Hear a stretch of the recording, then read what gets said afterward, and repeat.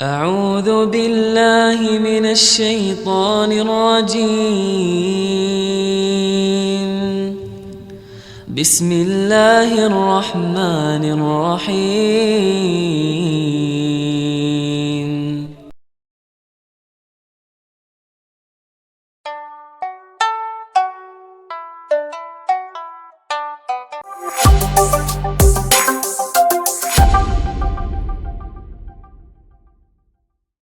Berapa? 5.40.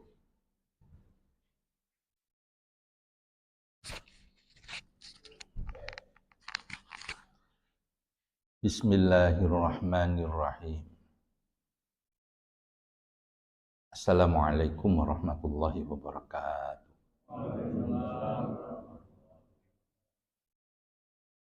Alhamdulillah. Nahmaduhu wa nusalli wa nusallim ala rasulillah. La hawla wa la quwwata illa billah. Amma ba'du.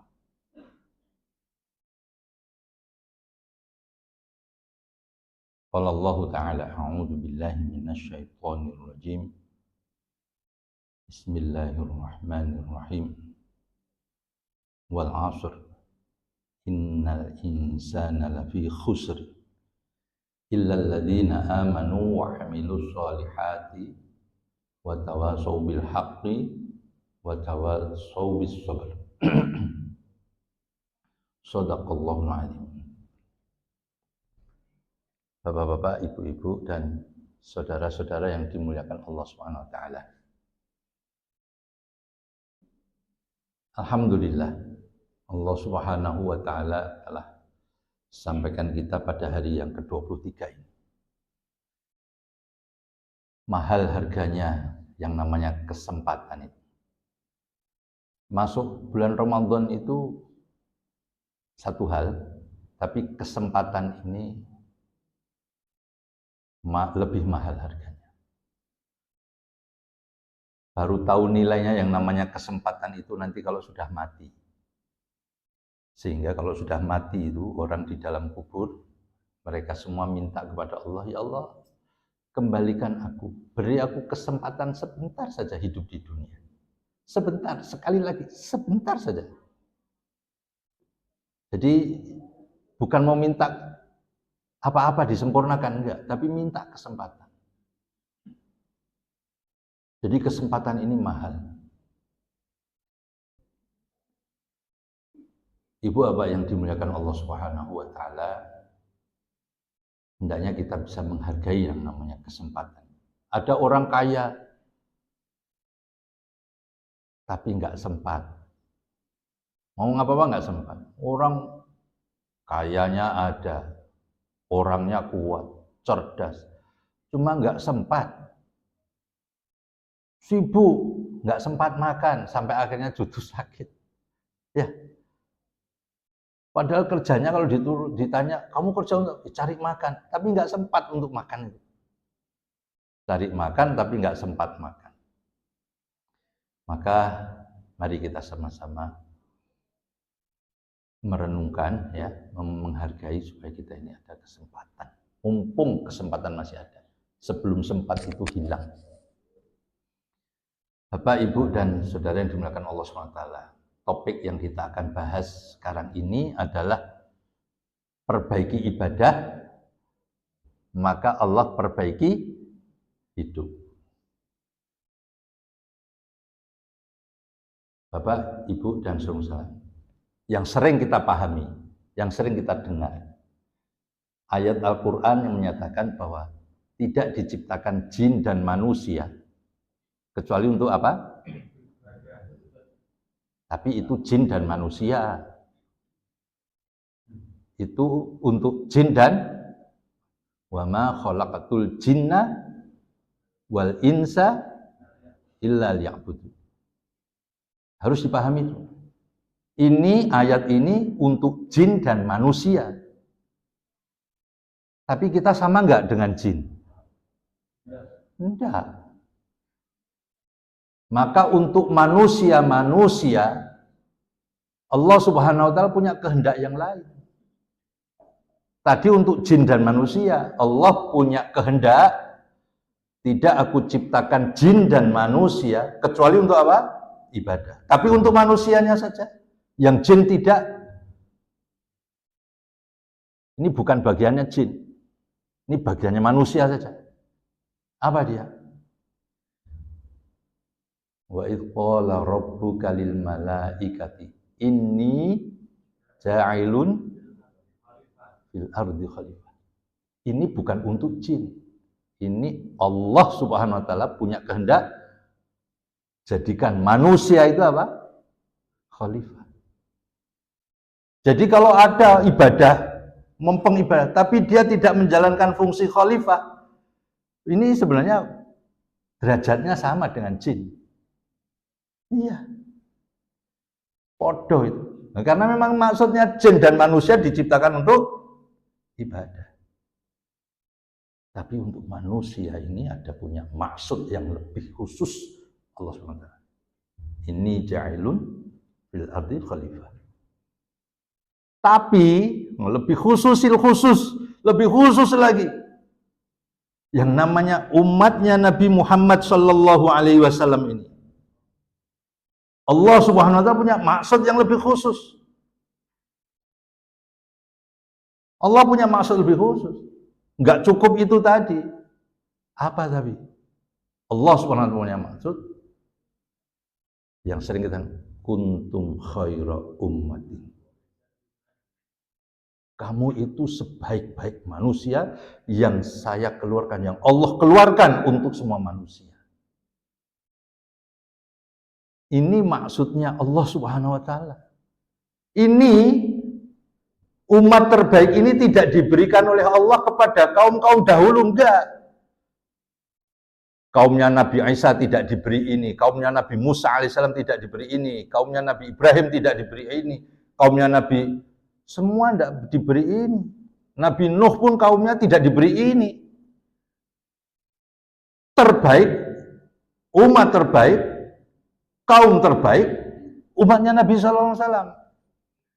Jadi secara spesial, secara khusus, tidak cukup hanya sebagai khalifah, tapi sebagai terbaik. Apa? Kenapa kok terbaik? Ta'muruna bil ma'ruf wa tanhauna 'anil munkar wa tu'minuna billah. Jadi kita harus pahami kehendaknya Allah SWT itu di mana? Terhadap kita itu di mana? Jangan sampai kita turunkan. Saya tidak ini.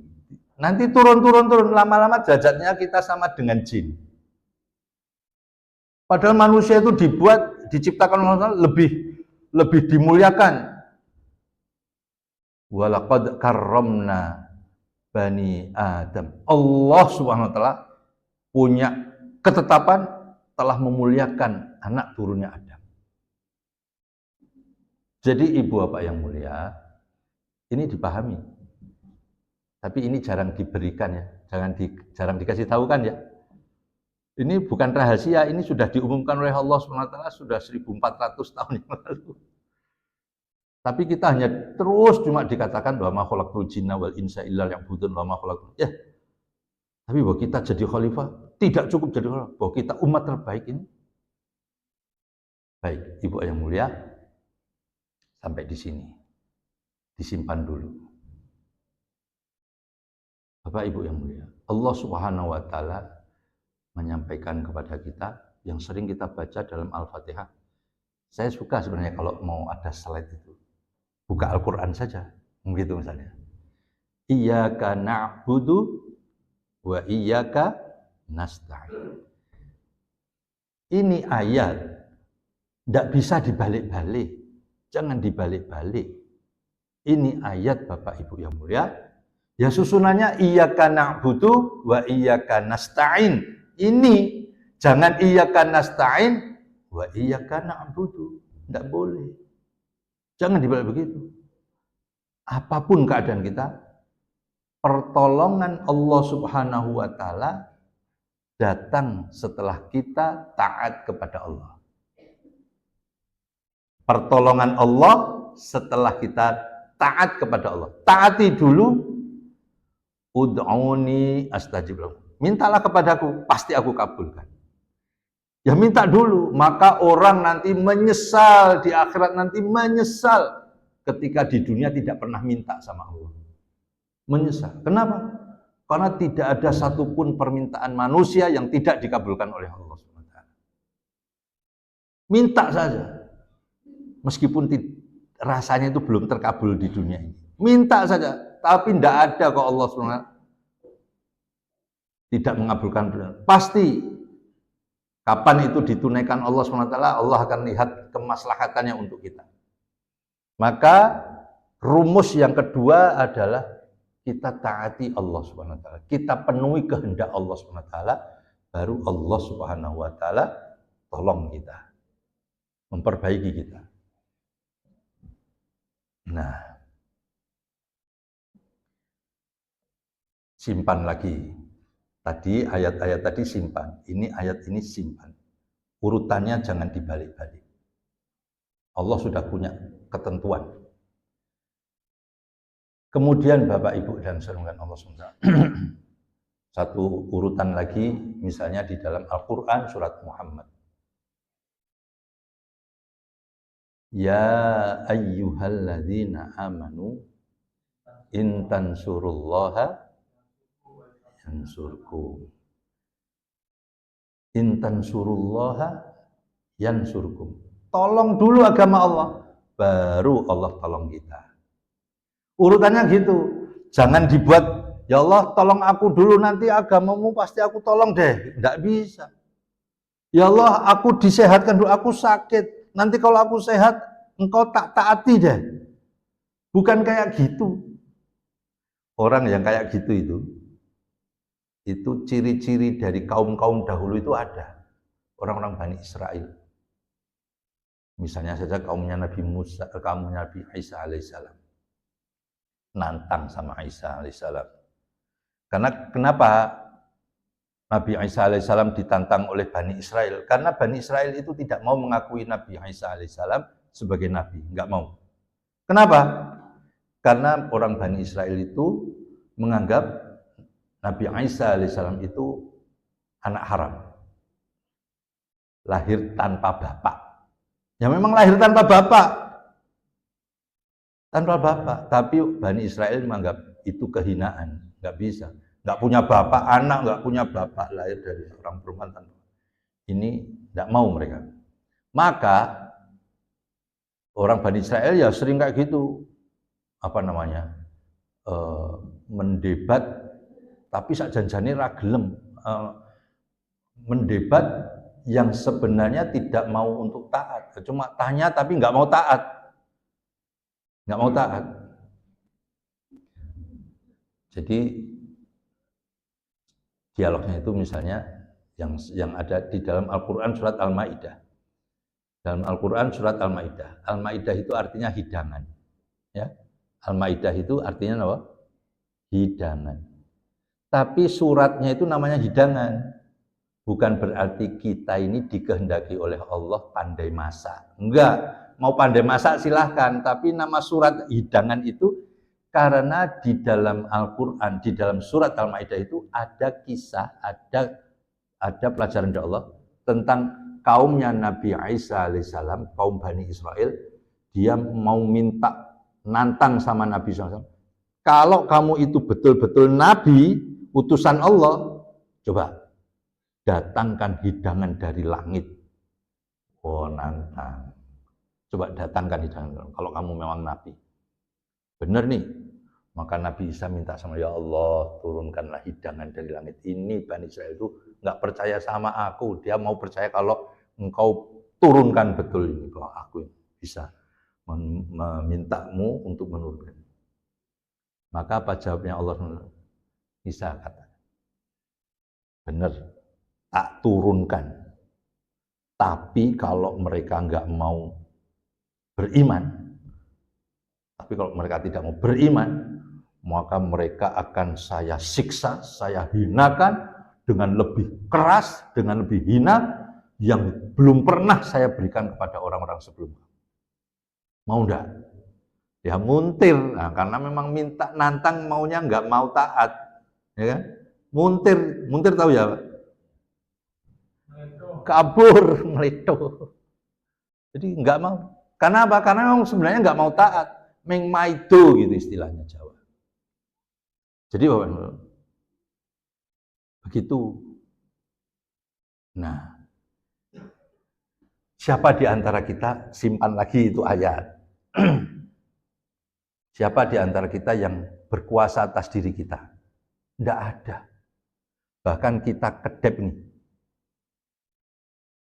Ini pun kalau tidak diberi kekuatan oleh Allah, nggak bisa kedep. Kalau kekuatan otot mata di sini dicabut oleh Allah SWT, gimana? Nggak bisa kedep. Nggak bisa kedep. Bapak masih punya otot, ya Pak? Masih punya otot, masih punya tulang. Cuma kekuatannya diambil oleh Allah. Sudah tidak bisa. Tidak bisa. Ototnya masih ada, tulangnya masih ada. Tapi cuma kekuatannya dicabut oleh Allah. Tidak bisa lagi.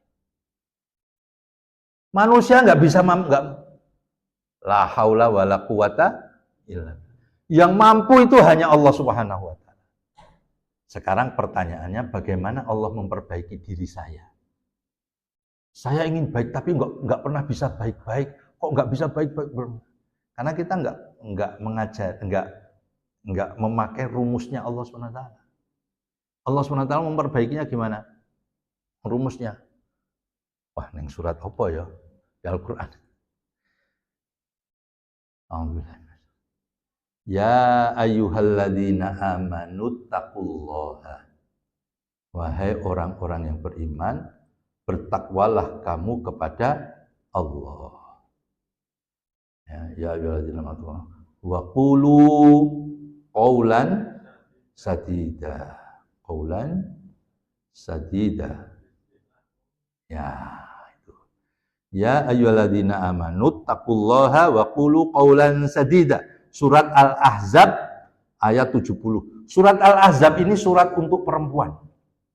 Sebenarnya, bukan untuk perempuan suratnya, tapi isi dari surat Al-Ahzab itu ini untuk kaum perempuan yang punya misi khusus Allah SWT dari Allah SWT.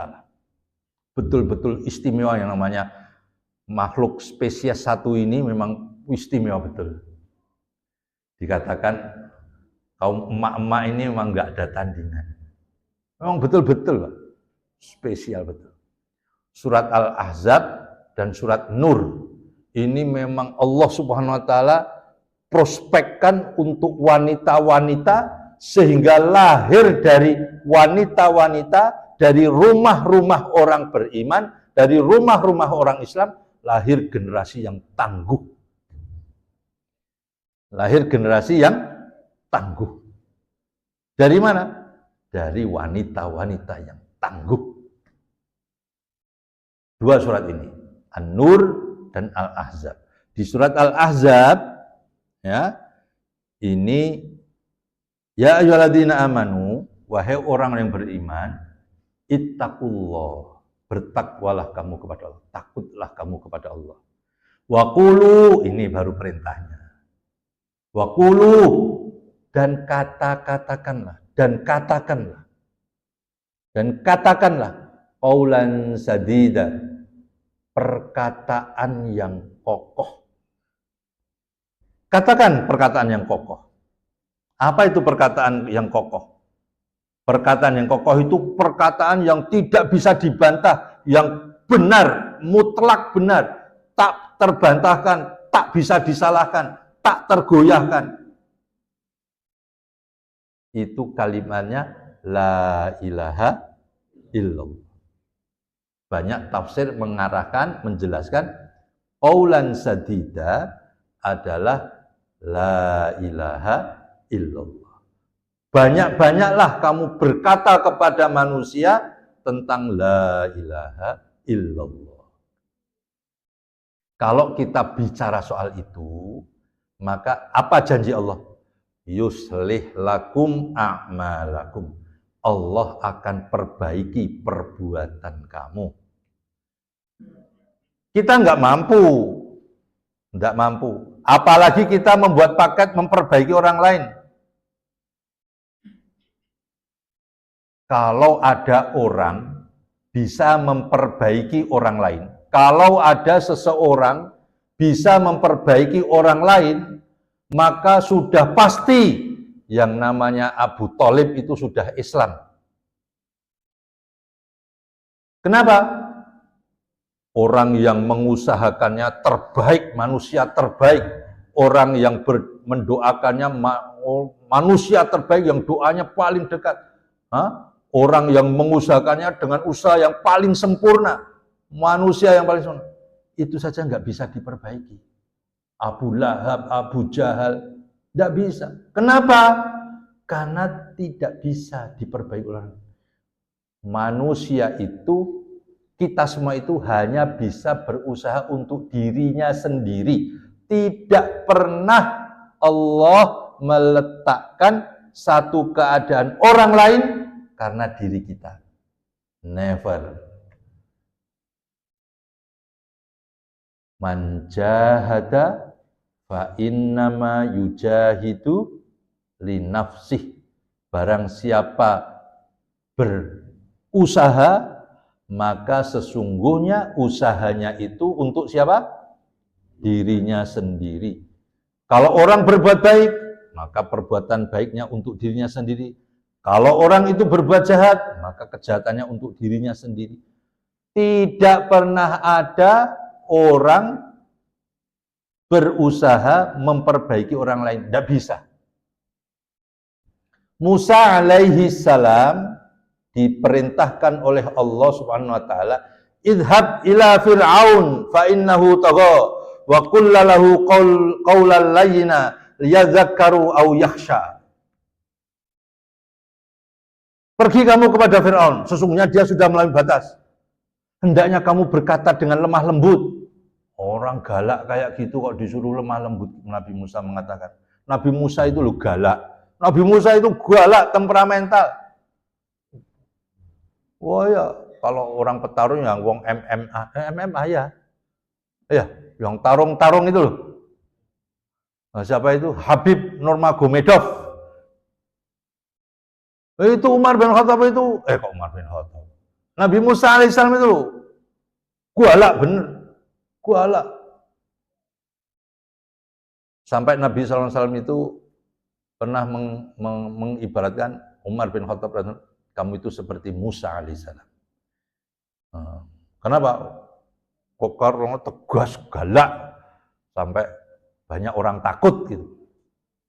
Musa alaihissalam itu saja disuruh kepada Fir'aun, tapi berkatanya, kamu hendaknya berkata lemah lembut. Fir'aun aja galaknya kayak gitu kok, tastes gitu kok. Nggak punya hati, nggak punya roh, nggak punya apa namanya, kemanusiaan, nggak punya itu. Kok disuruh berkata dengan lemah lembut? Orang Jawa lemah lembut. Ini Fir'aun. Kenapa? Karena kelembutan perkataannya Musa alaihissalam bukan untuk Fir'aun, tapi sebenarnya untuk Musa sendiri. Kalau dia berkata lemah lembut, maka Allah SWT menjadikan Musa ini akan menjadi lemah lembut. Ini juga qulu qaulan sadida. Berkatalah perkataan yang benar, yang betul, yang kokoh, yang apa efeknya? Yuslih lakum a'malakum. Allah akan perbaiki perbuatan. Jadi kalau kita ingin memperbaiki perbuatan orang tidak bisa. Lalu gimana? Kita nasihati, kita ajar dia. Kamu itu kalau ngomong yang benar. Jangan ngomong salah. Beda bicara jujur dan bicara benar. Beda, jangan yang namanya bicara benar itu jujur. Enggak, beda. Bicara jujur, bicara jujur. Bicara benar, bicara benar. Bicara benar itu la ilaha illallah. Jadi kalau orang itu mengatakan Allah yang memelihara saya, Allah yang melahirkan saya, Allah menghidupkan saya, Allah yang matikan saya. Maka orangnya jadi tidak penakut. Disuruh maju perang berani. Kenapa zaman dulu itu berani perang-perang? Karena memang dia tahu hari-hari Nabi SAW itu loh, ketika di Mekah itu cuma disuruh, Ayuhanas qulu la ilaha illallah tuflihu. Katakanlah la ilaha illallah, katakan. Cuma disuruh katakan. Tapi dengan mengatakan gitu loh, imannya jadi terbentuk. Jadi Ibu Bapak yang mulia,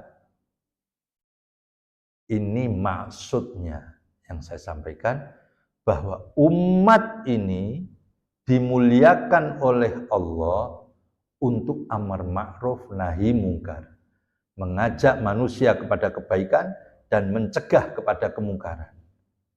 Bagaimana caranya? Caranya ajak mereka perbaiki, untuk memperbaiki diri dengan rumusnya Allah SWT. Rumusnya Allah SWT bagaimana? Suruh mereka pertama kali bicara benar. Bicara benar. Bicara benar itu banyak sekali. Sampai ada qul huwallahu ahad. Qul huwallahu ahad. Yang pakai qul itu penting kita perhatikan. Itu menjadi perkataan kita. Qul in kana aba'ukum wa abna'ukum wa ikhwanukum wa azwajukum dan seterusnya itu. Ibu yang mulia salah, ini perkataan yang kita disuruh katakan. Kalau kita katakan, maka dia akan membentuk diri kita supaya kita ini menjadi baik. Allah menolong kita, memperbaiki kehidupan kita.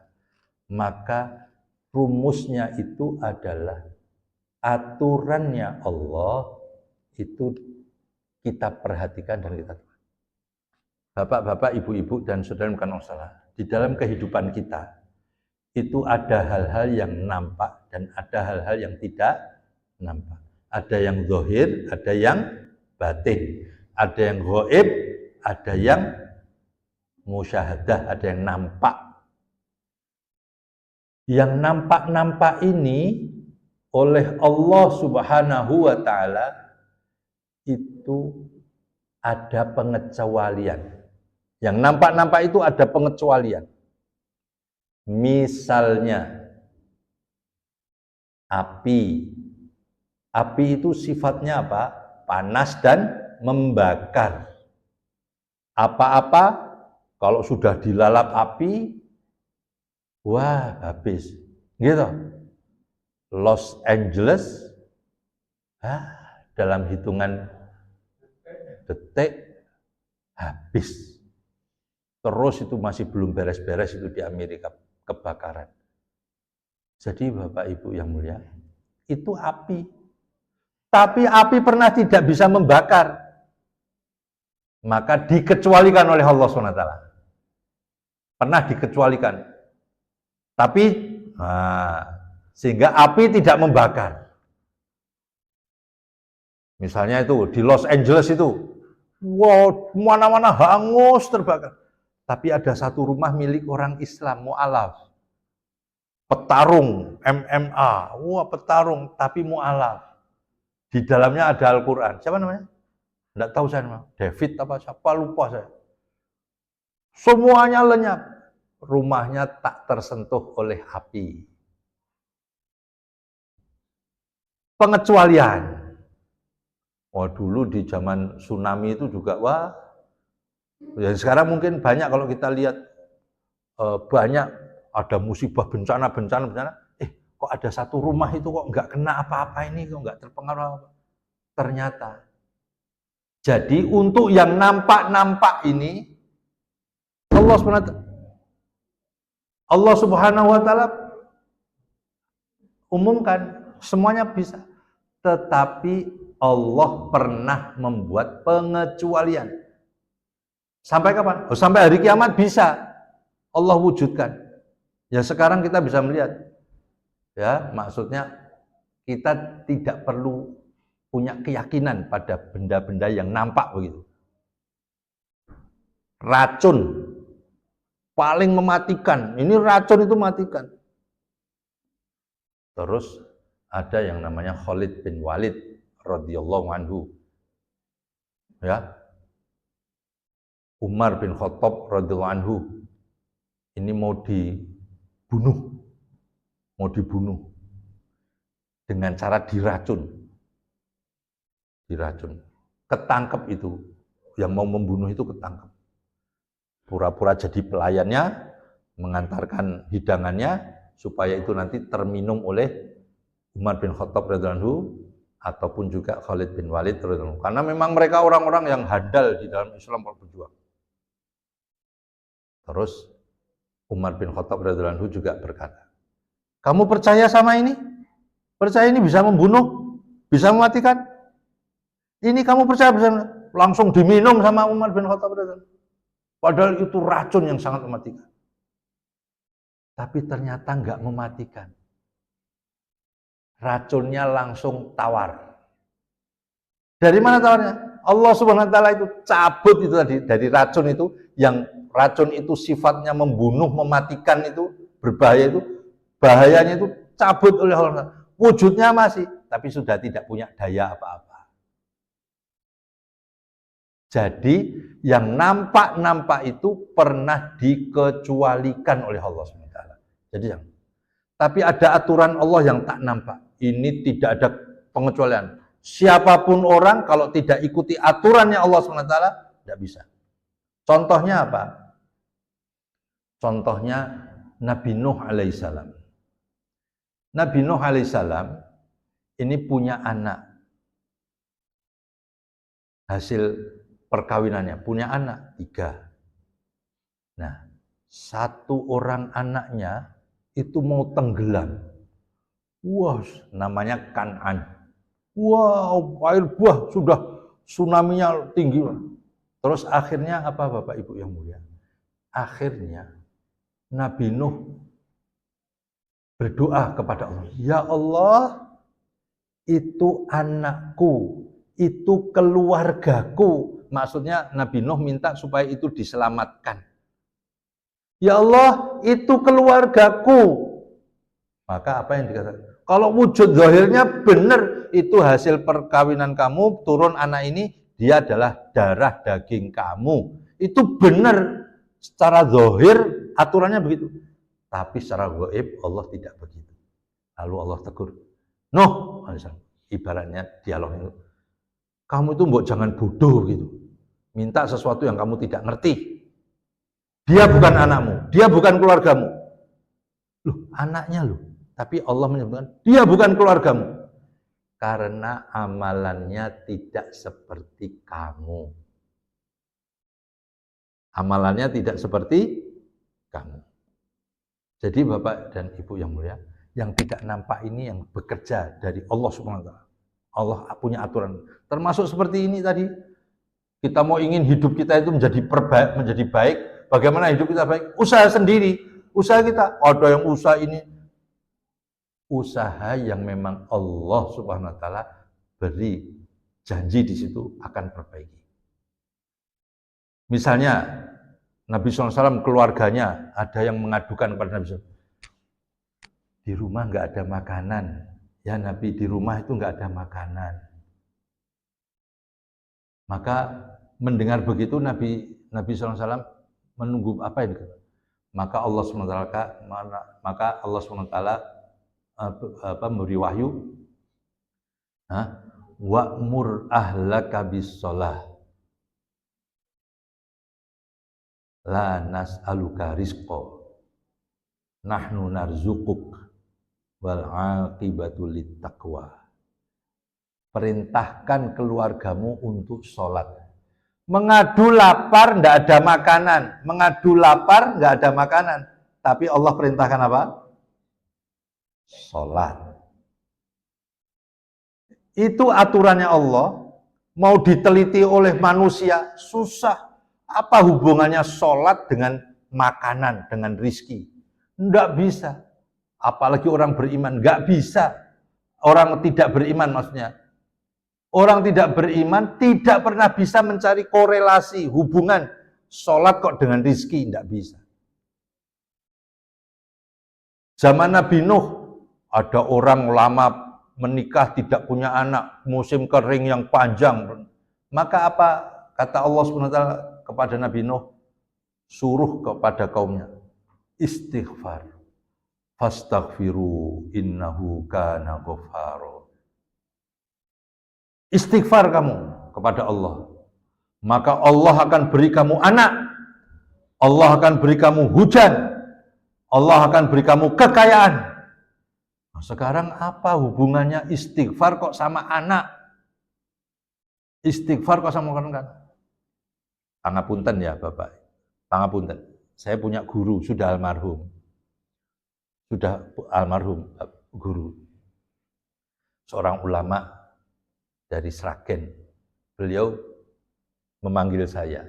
Dia bilang sama saya, Iftironi, kalau kamu pengen pejamkan mata. Kalau kamu kepingin, dia bilang kepada saya, kalau kamu pengen pejamkan mata, buka mata sudah di Mekah.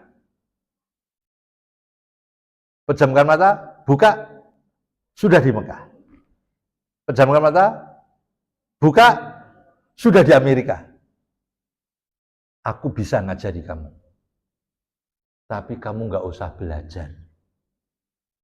Sebab itu bukan tanda-tanda sempurnanya iman. Jadi dia bilang, maka saya tidak pernah belajar kayak begitu. Merem mau bukain Mekah. Tapi kalau mau dipelajari, bisa. Guru saya bilang, alhamdulillah sudah almarhum. Ya, namanya Kiai Abdul Halim, Kiai Abdul Halim Dimyati. Beliau sampaikan, kalau kamu mau tak ajari bisa, tapi kamu jangan belajar. Kenapa? Karena itu bukan tanda sempurnanya apa? Iman. Bapak Ibu dan saudara Allah SWT, maka kita pelajari apa itu tanda sempurnanya iman.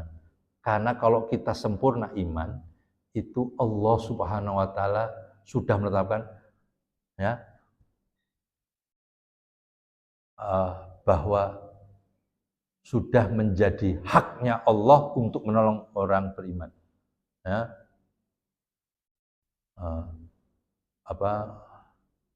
Nasrul mu'minin wa annal haqqo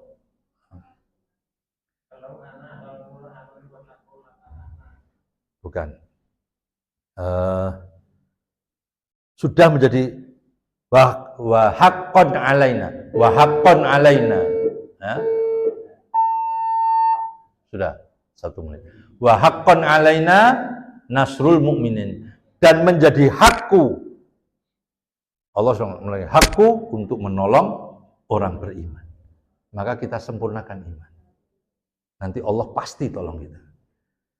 Begitu Bapak Ibu yang salah, untuk memperbaiki diri, memperbaiki kehidupan kita, urutannya sempurnakan dulu kehendak Allah, tolong dulu agama Allah, Allah pasti akan menolong kita.